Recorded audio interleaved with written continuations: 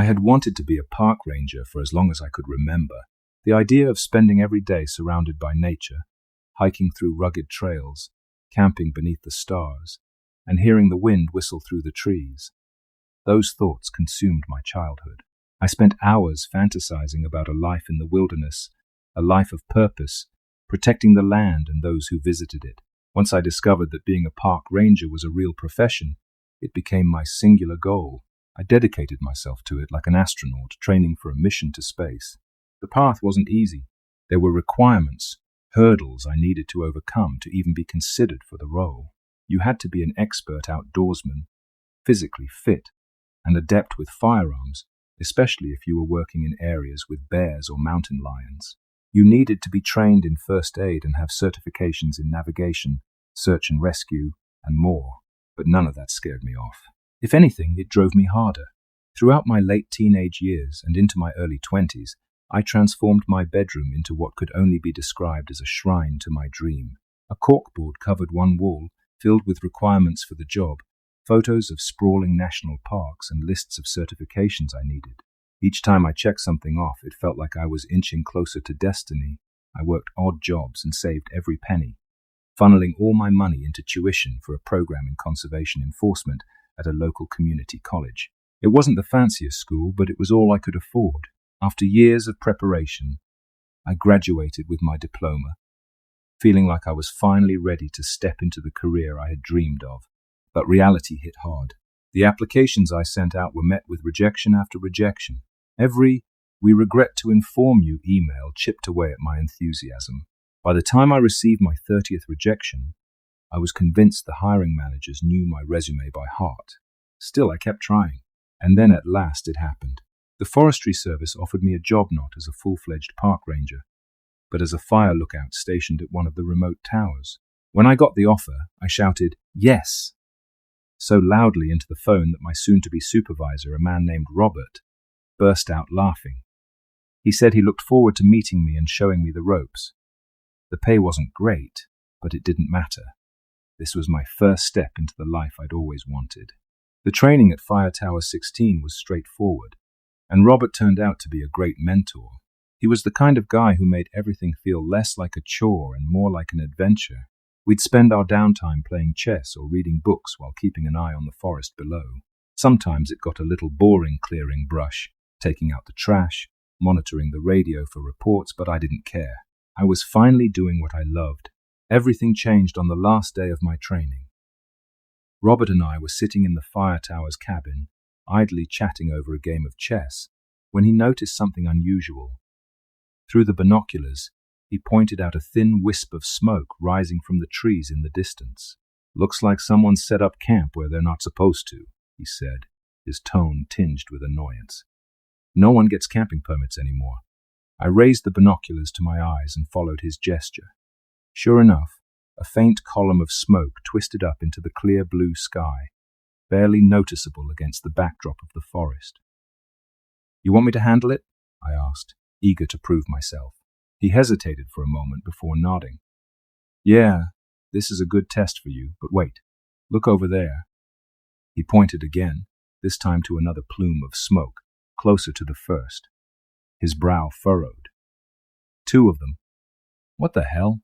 Robert leaned back in his chair, scratching his chin thoughtfully. Then he turned to me with a wry smile. "All right, this is your last day of training. Time to see what you're made of. We'll split up. You take one, I'll take the other. We'll stay in radio contact the whole time. Sound good?" I wasn't sure if I was ready to handle this on my own, but I nodded. "Let's do it. Just remember the basics," Robert said as we descended the wooden staircase of the tower. "Don't engage with anyone if they get confrontational. Write the citation, tell them to pack up and move on. If you need backup, radio me. Simple." We drove down the dirt road in our Jeep until we reached the first site. An old, beat-up truck was parked by the roadside, its doors locked but its windows rolled down. "This one's yours," Robert said, pulling to a stop. "Go check it out, and let me know if you need help." I stepped out of the Jeep and shouldered my pack, filled with basic supplies and my rifle just in case. As Robert drove off to handle the second campsite, I took a deep breath and started walking toward the smoke in the distance. The forest was dense, with thick underbrush that clawed at my legs as I pushed through. The air smelled of pine and damp earth, and the faint scent of campfire smoke guided me like a beacon. I followed a trail of crushed vegetation and boot prints, evidence of the campers dragging a cooler through the brush. It didn't take long before I stumbled upon something I hadn't expected. In a small clearing, surrounded by towering trees, stood a massive stone archway. It was unlike anything I'd ever seen before. The structure was ancient-looking, built from weathered grey stones that were cracked and covered in moss. It loomed at least 15 feet high, casting a long shadow over the clearing. What caught my attention most, though, was what lay beyond the arch. Through the opening, the sky looked completely different. Instead of the bright blue I'd been walking under, the sky on the other side of the arch was a deep, bruised purple, streaked with dark clouds that swirled like smoke. It didn't make sense. I looked behind me at the normal sky, then back through the arch. The stark contrast was impossible to ignore. A wave of unease washed over me as I approached the archway. My stomach churned, and a pins and needles sensation rippled through my limbs, as if my body was warning me not to get too close. But I couldn't help myself. Something about the arch seemed to pull me forward, urging me to step through. When I did, the feeling was instantaneous. It was as if I had crossed an invisible barrier. My skin tingled, my ears popped, and for a brief moment my vision blurred. Then it passed. I found myself standing on the other side, and everything felt wrong. The forest was still there, but it was different. The trees seemed taller, their trunks gnarled and twisted, their branches reaching out like skeletal arms. The air was heavy and humid, pressing against my skin like a damp blanket. And the sky above was that same ominous purple, the clouds churning with an unnatural energy. I took a few tentative steps forward, my boots crunching against the dry, brittle leaves that carpeted the forest floor. It was eerily quiet, no birds chirping, no rustling of small animals, just an oppressive, suffocating silence. "Robert, come in," I said into my radio, my voice trembling slightly. Static crackled in response, but there was no voice on the other end. "Robert, do you copy?" I tried again, but still, nothing. Panic began to creep in. I turned to look back at the archway, only to find it gone. The clearing where it had stood was now empty, the trees closing in around me as if to swallow me whole. I tried to stay calm, telling myself that I must have gotten turned around somehow. But as I retraced my steps, I realized that nothing looked familiar. It was as if the forest itself had shifted, the paths twisting and bending in ways that defied logic. I pulled out my compass, hoping to get my bearings, but the needle spun erratically, refusing to settle on any direction. Then, with a sudden jolt, the glass face of the compass shattered, and the needle shot out like a bullet, disappearing into the trees. "Shit," I muttered under my breath, my heart pounding. The sky grew darker, the clouds thickening overhead. A low rumble of thunder echoed through the forest, though the sound was strange, warbled, distorted, like a recording played at the wrong speed. I felt a growing sense of dread, as if the forest itself was alive and watching me. "Robert," I screamed into the radio, my voice raw with desperation. "Robert, please, I need help." But the only response was static. I was alone, utterly and completely alone. My legs trembled as I tried to make sense of my surroundings, but nothing felt real anymore. The weight of the air, the oppressive silence, the unnatural hues of the sky, all of it pressed down on me, crushing my sense of reality. My heart raced, and sweat dripped down my forehead as I struggled to fight the panic threatening to consume me. I needed to focus. I needed a plan. The first step was to get back to the clearing where the archway had been. If I could find it again, maybe it would return. Maybe this whole nightmare would end. I turned and began retracing my steps, or at least I thought I was. The forest was disorienting, the trees twisted and gnarled in ways that seemed designed to confuse me. Every path I took seemed to loop back on itself, leading me deeper into the woods rather than toward the clearing. As I pushed through the underbrush, I couldn't shake the feeling that I was being watched. My skin prickled with unease. and every shadow seemed to shift and move in the corner of my vision. The trees creaked and groaned as if whispering secrets to each other, and the wind carried faint sounds that I couldn't quite place, like distant laughter, warped and echoing. And then I heard it. A rustling sound, faint at first but growing louder with each step. I froze, gripping the rifle slung over my shoulder, my fingers trembling as they tightened around the stock. The sound came from my right, moving closer. I squinted into the trees, my breath catching in my throat as I caught a glimpse of movement. It was humanoid, but wrong in every conceivable way. The figure moved with a jerky, unnatural gait, its limbs too long and its body hunched over like a predator stalking its prey. Its skin was a sickly greyish blue, mottled and glistening as if coated in slime. And then there were its arms, 4 of them, each ending in long claw-like fingers that twitched and flexed as it moved. Its face was obscured by a tangle of black hair that hung down like a curtain. But I could see the faint glint of golden, reflective eyes peering out from behind the strands. They locked onto me, and a predatory grin spread across its face, revealing jagged yellow teeth. My heart pounded in my chest as the creature took a step closer, then another. Its movements were deliberate, almost playful, as if it was savoring the fear radiating off me. I stumbled backward, my boots catching on the uneven ground. "Stay back!" I shouted, raising the rifle. My voice wavered, betraying my terror. The creature stopped, tilting its head as if considering my words. Then, to my horror, it opened its mouth and mimicked my voice perfectly. "Stay back!" it repeated, the words distorted and drawn out as though they were being played through a broken speaker. I pulled the trigger, the rifle kicking against my shoulder as the shot rang out. The sound was deafening in the stillness of the forest, but the bullet only grazed the creature's arm. It hissed, more in annoyance than pain, and lunged toward me with shocking speed. I turned and ran, the underbrush tearing at my legs as I sprinted through the trees. My breath came in ragged gasps, and my heart felt like it would burst from my chest. I could hear the creature behind me, its footfalls heavy and deliberate, the snapping of branches and rustling of leaves growing louder with each passing second. I didn't dare look back. My only thought was to keep running, to put as much distance as possible between me and that thing.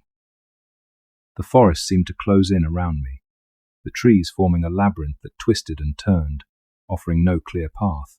Then, just as I thought my lungs would give out, I burst into a clearing. Relief washed over me as I recognized it. It was the spot where the archway had been. But my relief was short-lived. The archway was still gone, and the clearing was empty. "No, no, no!" I screamed, spinning in circles as I searched for any sign of the stone structure. It had to be here. It had to be. The rustling behind me grew louder, and I knew I didn't have much time. I scrambled to the center of the clearing, hoping against hope that the archway would reappear. My eyes darted to the edges of the clearing, where the creature's golden eyes glinted in the shadows. It stepped into the open, followed by another, and then another. There were 3 of them now, each one identical to the first. They moved in unison, their heads tilting in perfect synchronization as they studied me. "Come back," one of them said in my voice, its tone mocking and hollow. "Come back," another echoed, its voice overlapping with the first. I raised the rifle again, my hands shaking so badly I could barely aim. I had 3 bullets left, 3 creatures. If I missed even once, I was done for. The first one lunged, and I fired, the shot catching it in the shoulder. It staggered but didn't fall, its grin widening as if it was amused by my efforts. The second and third creatures advanced, their claws clicking together like the chittering of insects. I fired again, this time hitting one of them square in the chest. It let out a guttural screech and collapsed, writhing on the ground as dark, tar-like blood oozed from the wound. But the remaining 2 were undeterred. "Help!" I screamed into the radio, my voice cracking with desperation. "Robert, please, they're going to kill me!" Static crackled in response, followed by a faint voice. "Hold on," Robert said, his voice barely audible over the interference. "I'm coming." The radio's faint response gave me a sliver of hope, but it wasn't enough to quell the panic gripping my chest. The remaining 2 creatures circled me like wolves, their reflective eyes glowing in the dim purple light. They moved with a predatory grace, their forearms twitching in anticipation. I backed toward the center of the clearing, my rifle trembling in my hands. I only had one bullet left, and I knew it wouldn't be enough to take them both down. My mind raced, desperately searching for a way out. "Robert!" I screamed again, my voice hoarse. "Where are you?" The creatures didn't seem to care about my pleas for help. They were patient, watching me with those unnerving golden eyes, as if they knew there was no escape. One of them tilted its head and mimicked my voice again, its tone dripping with malice. "Where are you?" it repeated, the words distorted and mocking. My hands were slick with sweat, making it harder to grip the rifle. I could feel my resolve slipping, the weight of the situation pressing down on me like a suffocating blanket. Just when I thought all hope was lost, a sound broke through the oppressive silence. The distant crack of a gunshot. The creatures froze, their heads snapping toward the direction of the sound. Another shot rang out, closer this time, followed by the unmistakable sound of footsteps crashing through the underbrush. "Get down!" Robert's voice shouted from the tree line, and I didn't hesitate. I dropped to the ground just as another gunshot echoed through the clearing. Robert burst into view, his rifle raised and aimed at the nearest creature. The shot hit its mark, and the creature let out a shrill, otherworldly scream as it collapsed to the ground, twitching violently. The remaining creature snarled and lunged at Robert, its claws outstretched. He fired again, but the shot went wide, grazing its shoulder. The creature tackled him to the ground, pinning him with its forearms. "Get it off me!" Robert shouted, struggling to fend off the creature's snapping jaws.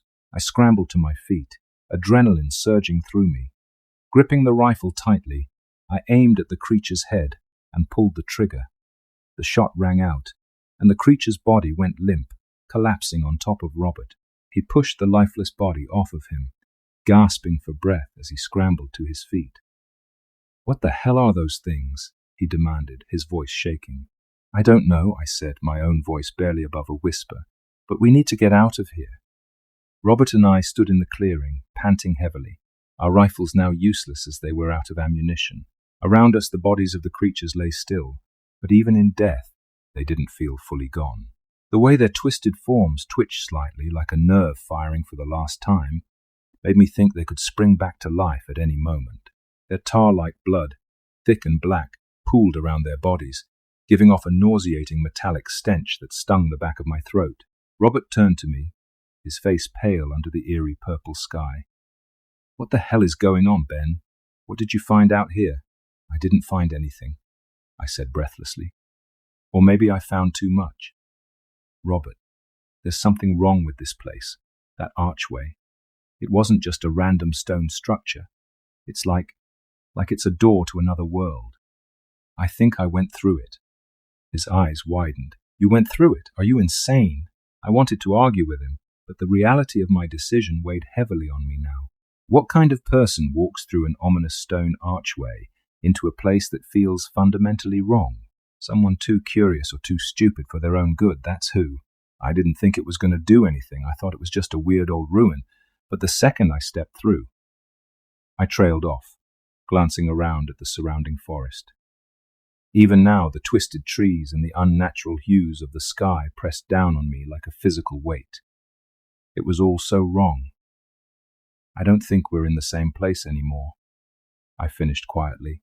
Robert took a step toward me, gripping my shoulder. His hand was trembling. "We need to get back, now." I nodded, though I didn't know how we were supposed to do that. The archway hadn't reappeared, and every step I'd taken since walking through it had only seemed to lead me deeper into this nightmare. "We'll retrace our steps," Robert said, as if reading my mind. "We'll find the jeep, and then we'll get the hell out of here." I wanted to believe him. I really did. But deep down, I knew it wasn't going to be that easy. We set off into the forest, moving as quickly and quietly as we could. The oppressive silence of the woods was shattered only by the sound of our boots crunching through the underbrush and the occasional distant crack of thunder. The eerie, distorted quality of the thunder made it clear that even the weather in this place wasn't natural. As we walked, I couldn't shake the feeling that we were being watched. My eyes darted to every shadow, every flicker of movement in the trees. And then there was the smell. a faint, acrid odor that seemed to follow us wherever we went. It wasn't strong enough to identify, but it set my nerves on edge. "Do you smell that?" I asked, breaking the silence. Robert glanced at me, his brow furrowed. "Yeah, it smells like..." He trailed off, unable to put it into words. We walked in silence for what felt like hours, though it was impossible to tell time in this place. The purple sky remained unchanged, the sun or whatever passed for it here, hidden behind swirling black clouds. It cast everything in a sickly, dim light that made the forest feel endless. Every so often, we'd come across something that stopped us in our tracks. A tree with deep, claw-like gashes running down its trunk. A pile of bones, picked clean, scattered across the forest floor. At one point, we found what looked like a campsite-torn sleeping bags, shredded tents, and a cooler overturned and empty. Whatever had happened there, it hadn't ended well. "Jesus," Robert muttered, his voice barely audible. "How long has this been going on?" I didn't have an answer for him. But the more I saw, the more I began to realize that this place was a graveyard for the unlucky. How many people had stumbled through that archway, never to return? How many of them had fallen victim to those creatures, or worse? As we pressed on, the acrid smell grew stronger, and the oppressive silence of the forest began to give way to faint, unsettling sounds. At first, it was just the rustling of leaves, but soon I started to hear faint whispers, like voices carried on the wind. "Do you hear that?" I asked, stopping in my tracks. Robert froze, his eyes scanning the trees. "Hear what?" "Voices," I said. "They're faint, but..." Before I could finish, a loud snap echoed through the forest. Both of us whipped around, our hearts pounding, but there was nothing there. The underbrush was still, the trees swaying gently in the wind. "Let's keep moving," Robert said, his voice tight. We picked up the pace, our footsteps quick and purposeful. But the faster we walked, the louder the whispers became. They seemed to come from all around us, growing in volume until they were a cacophony of overlapping voices, speaking in a language I couldn't understand. And then suddenly they stopped. The silence that followed was deafening, and I could feel my pulse pounding in my ears. That's when I saw it. Standing a few yards ahead of us, partially obscured by the trees, was another one of those creatures. It was watching us, its reflective golden eyes glinting in the dim light. But this one was different. It was larger than the others, its body hunched and muscular with jagged scars running across its chest. Robert raised his rifle instinctively, only to realize it was empty.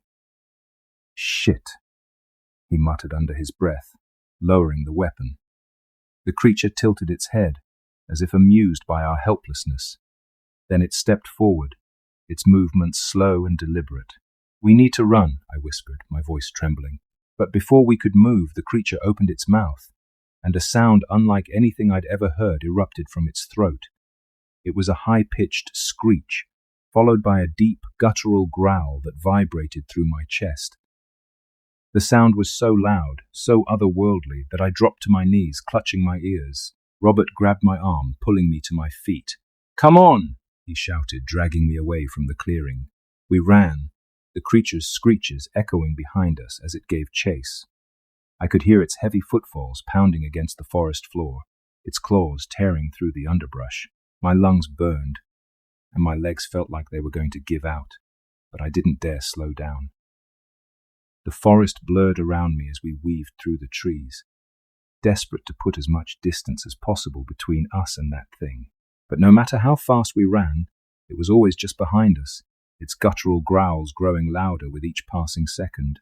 "Up ahead," Robert shouted, pointing to a fallen tree. We scrambled over it, our movements frantic and uncoordinated. On the other side, I stumbled and fell, landing hard on my hands and knees. Pain shot through my body, but I forced myself to get up, knowing that if I stayed down, I wouldn't get back up. The creature burst through the trees, its golden eyes locked onto me. It lunged, its claws outstretched, and I braced myself for the impact. But it never came. A gunshot rang out, and the creature let out a pained roar. I turned to see Robert standing a few yards away, holding a pistol I hadn't realized he had. "Get up!" he shouted, firing another shot. I didn't need to be told twice. I scrambled to my feet and ran, the sound of gunfire ringing in my ears as Robert emptied the pistol into the creature. Robert's shots bought us precious seconds, but that thing wasn't giving up. I glanced back as we ran and saw the creature shake off the bullets like they were mosquito bites. Its wounds oozed thick black blood that glistened under the bruised purple sky. But it didn't slow down.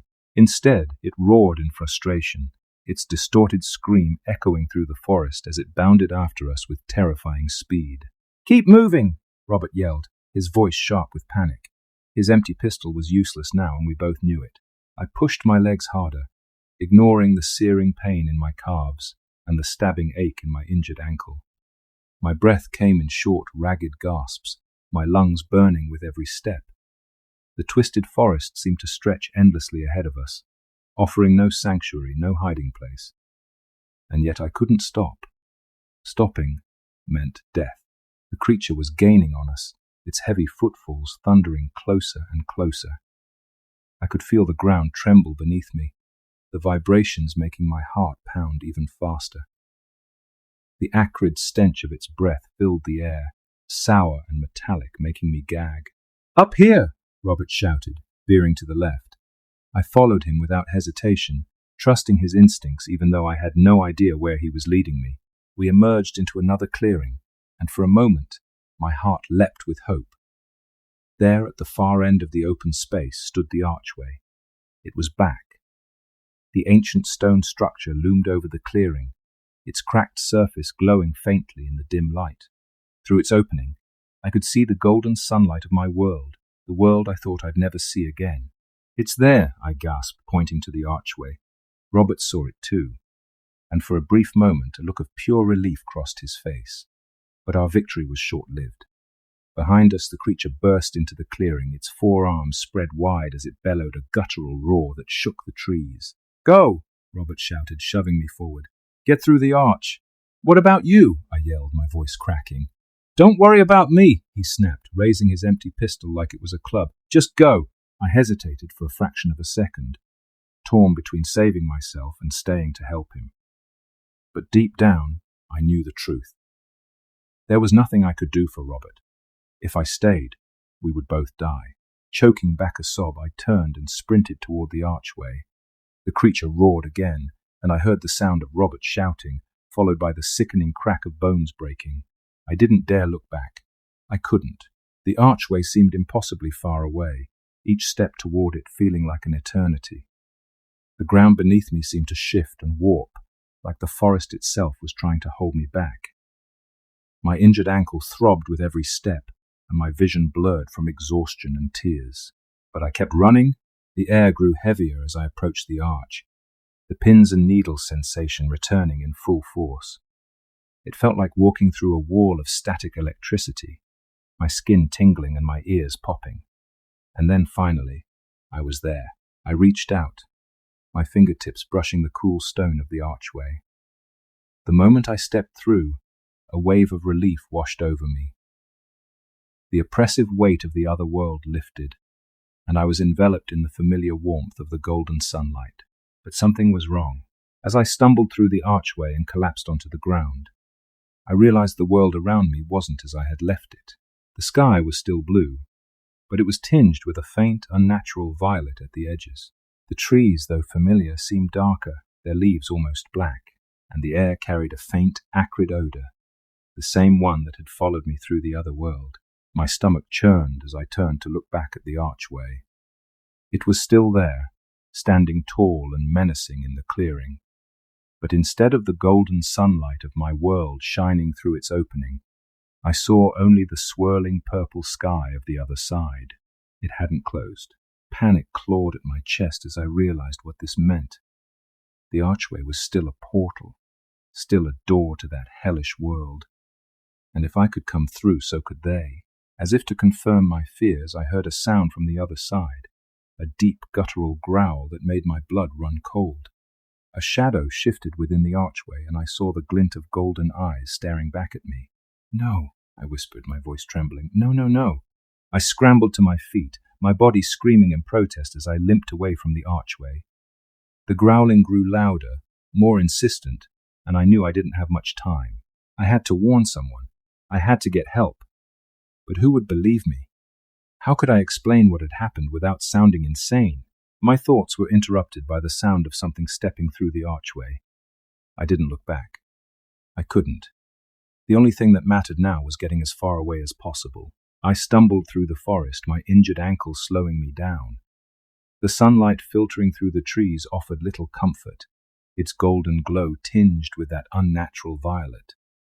Every rustle of leaves, every snap of a twig made me jump, my heart racing with fear. And then finally I saw it, the road. It stretched out before me like a lifeline, its gravel surface leading back to the fire tower.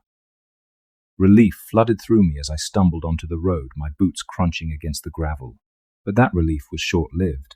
From behind me, I heard the unmistakable sound of footsteps, heavy, deliberate, and growing louder. I didn't need to turn around to know what it was. They had followed me. The fire tower came into view ahead, its wooden structure looming over the treetops like a beacon of safety. I limped as fast as I could, my injured leg threatening to give out with every step.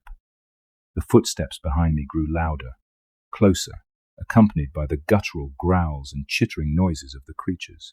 I reached the base of the tower and gripped the ladder, hauling myself up rung by rung. My hands were slick with sweat and trembling with exhaustion, but I didn't stop. The growls turned into roars as the creatures reached the base of the tower. I could feel their golden eyes boring into my back as I climbed, their claws scraping against the wooden supports. "Ross!" I screamed as I reached the top. "Open the door!" The cabin door swung open and Ross appeared, his face pale with shock.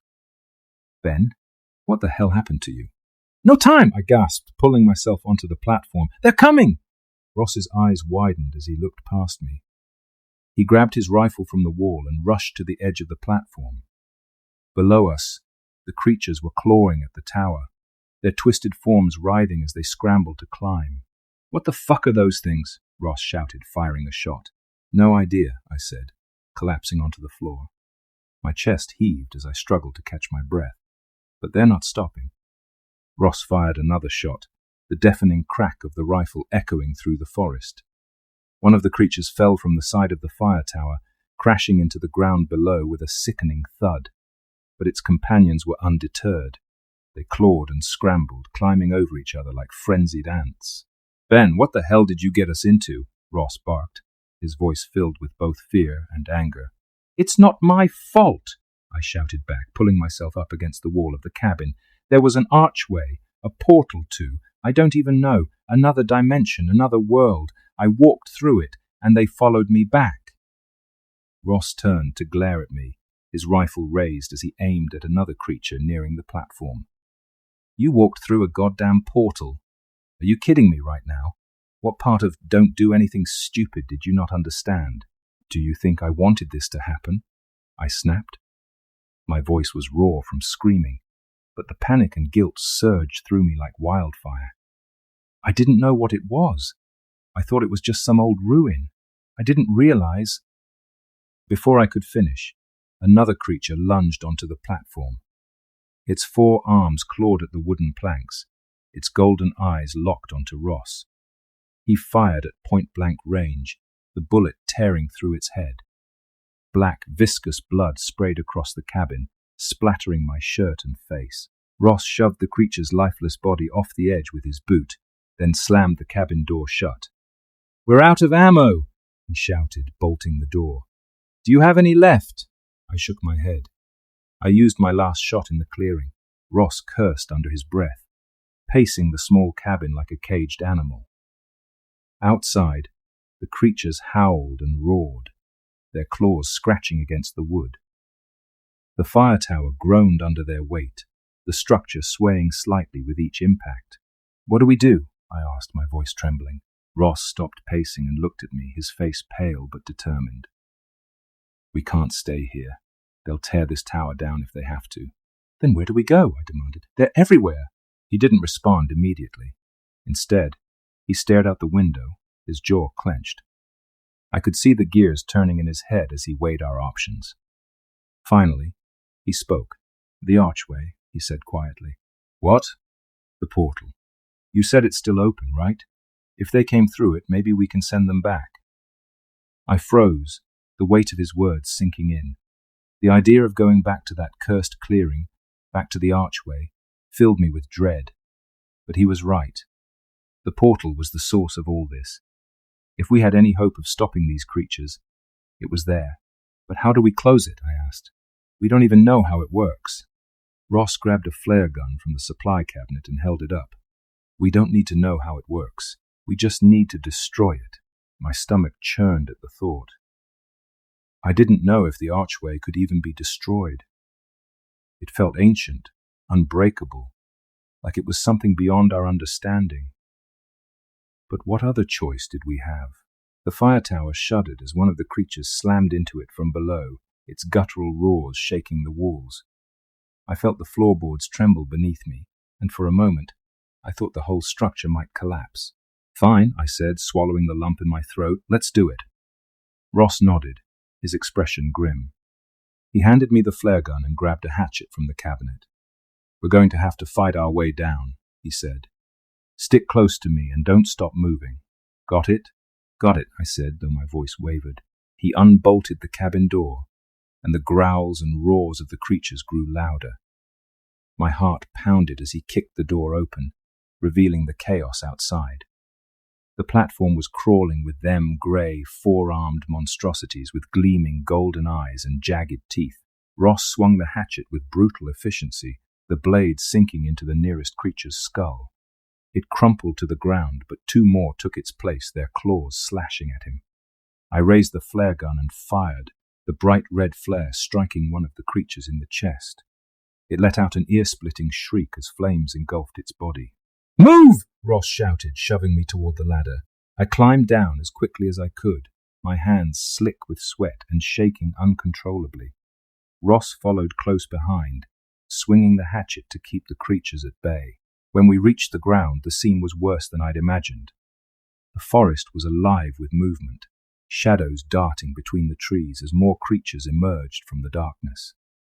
Their howls filled the air, a nightmarish symphony of hunger and rage. "Run!" Ross yelled, grabbing my arm and pulling me toward the road. We sprinted through the forest, the creatures hot on our heels. My injured ankle screamed in protest, but I pushed through the pain, fueled by sheer terror. The acrid stench of the creatures grew stronger, mixing with the coppery tang of blood and the smoke from the flare. Branches whipped against my face, and the underbrush tore at my legs as we weaved through the trees. I could hear the creatures behind us, their guttural growls and snapping jaws growing louder with each step. The clearing came into view, the archway looming ahead like a dark, malevolent sentinel. My heart sank as I realized how many of the creatures had gathered around it. They moved in and out of the portal, their twisted forms silhouetted against the swirling purple sky beyond. "There's too many of them," I shouted. Ross didn't respond. He yanked the flare gun from my hands, reloaded it, and aimed at the archway. "Cover me!" he yelled, firing a flare toward the portal. The flare struck the base of the arch, but instead of igniting, it fizzled out. The creatures howled in unison, their golden eyes snapping toward us. "It's not working!" I screamed. Ross cursed under his breath and fired again, this time aiming at the top of the arch. The flare exploded on impact, sending a shower of sparks raining down. The creatures recoiled, their movements frantic and disorganized. "Come on!" Ross shouted, pulling me toward the archway.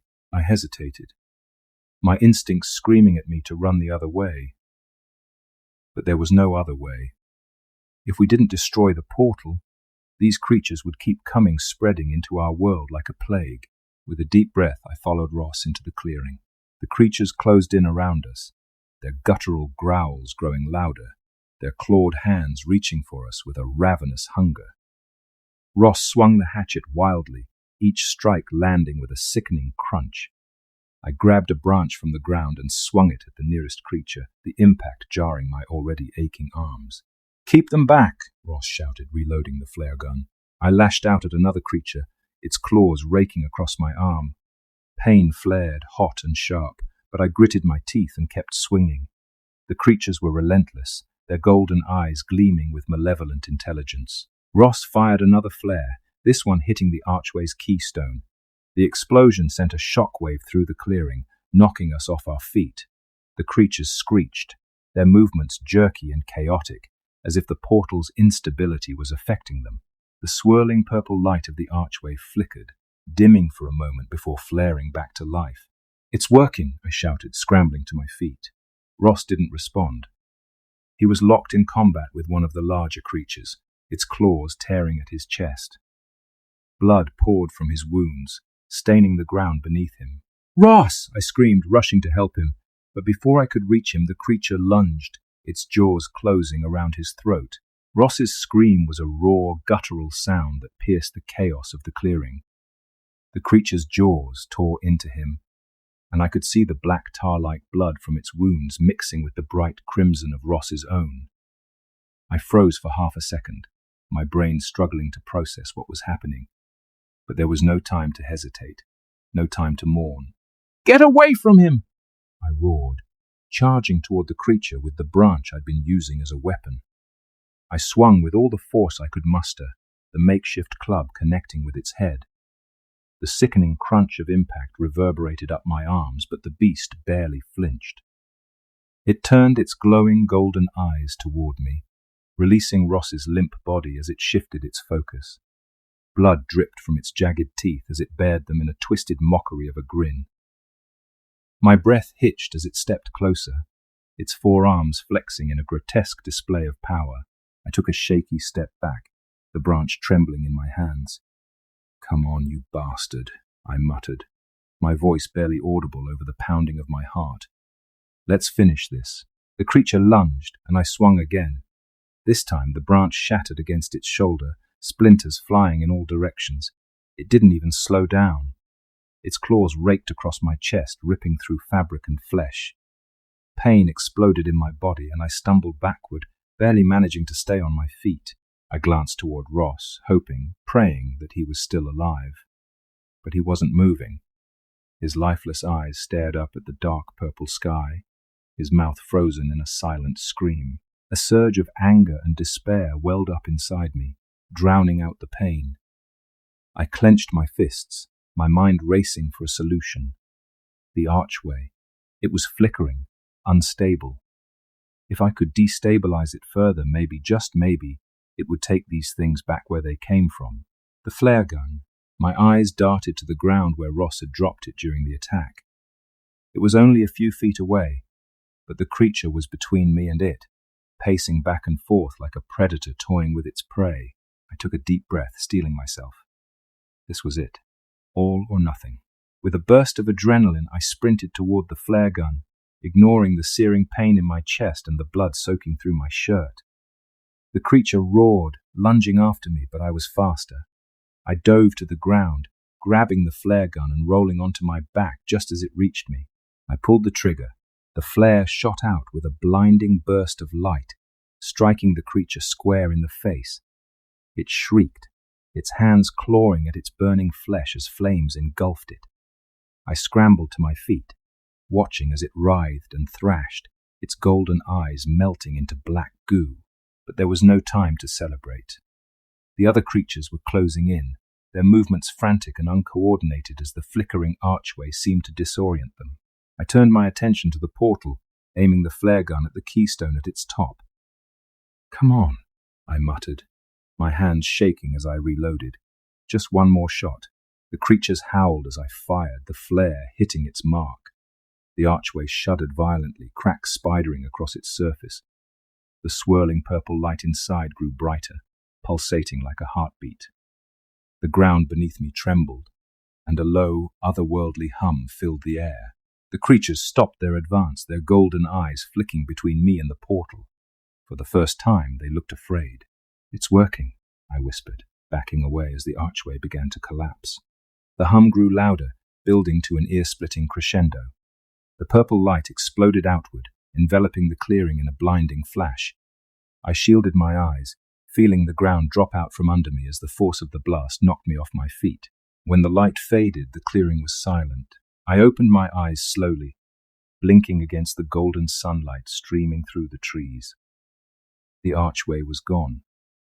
Not just destroyed, gone, as if it had never existed.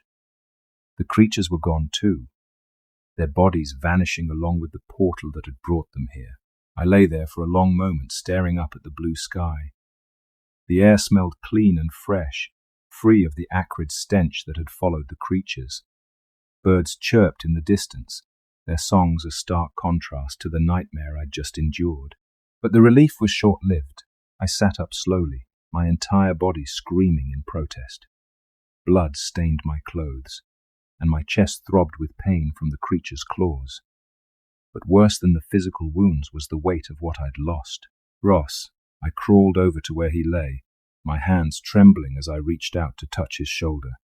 His skin was cold, his body still.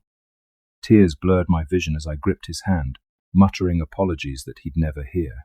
"You didn't deserve this," I whispered. "None of us did." For a long time I sat there beside him, the forest eerily quiet around me. My mind replayed the events of the past few hours, the horrors I'd witnessed, the choices I'd made. I couldn't shake the feeling that this wasn't over. The archway was gone, but what if there were others? What if the creatures had found another way through? What if I wasn't the same anymore? I looked down at my hands, stained with blood, some mine, some not. My skin looked normal, but I couldn't ignore the strange tingling sensation in my abdomen, the faint but persistent itch that had been growing since I'd returned. I pulled up my shirt, my breath catching in my throat. There, just below my ribs, the skin was bulging slightly, as if something was moving beneath it. My heart raced as I pressed my fingers against the swelling. It was faint, but I could feel it, a rhythmic, pulsing movement, like fingers tapping from the inside. "No," I whispered, shaking my head. "No, no, no." Panic clawed at my chest as I scrambled to my feet, stumbling away from Ross's body. I clutched my abdomen, my mind racing with horrific possibilities. Was this the price of crossing through the portal? Had I brought something back with me? I didn't have the answers, and I wasn't sure I wanted them. All I knew was that I couldn't go back. Staggering toward the road, I wiped the tears from my face and forced myself to keep moving. The fire tower loomed in the distance, its familiar silhouette a stark reminder of everything I'd lost. When I reached it, I collapsed against the base, staring up at the wooden structure. For the first time, I didn't feel safe here. The forest no longer felt like home. It felt like a graveyard. In the days that followed, I reported what had happened to the authorities, or at least part of it. I told them about the rogue campers and how Ross and I had gone out to confront them. I told them we'd encountered some kind of wild animal, something aggressive and unknown. I left out the part about the archway, the creatures, and the otherworldly portal. No one would have believed me anyway. Ross was declared a casualty of a wildlife attack, and I was given medical leave to recover from my injuries. But no amount of time would heal the scars left by what I'd seen, or the guilt of leaving Ross behind. And then there was the other matter. The changes started small, a tingling in my abdomen, an itch I couldn't scratch. But over time, it grew worse. My skin would ripple and shift, like something was moving beneath the surface. At night, I'd wake up drenched in sweat, my body trembling with hunger, not for food, for something else. I moved to the city, far from the forests and the memories they held. I got a desk job, avoiding the outdoors as much as possible. But the cravings never went away. The hunger gnawed at me, insistent and unrelenting, and sometimes in the dead of night I'd feel them. The extra arms. They hadn't fully emerged yet, but I knew they were there, waiting. I stared at my reflection in the mirror, my golden eyes gleaming in the darkness, and I smiled. The hunt was just beginning.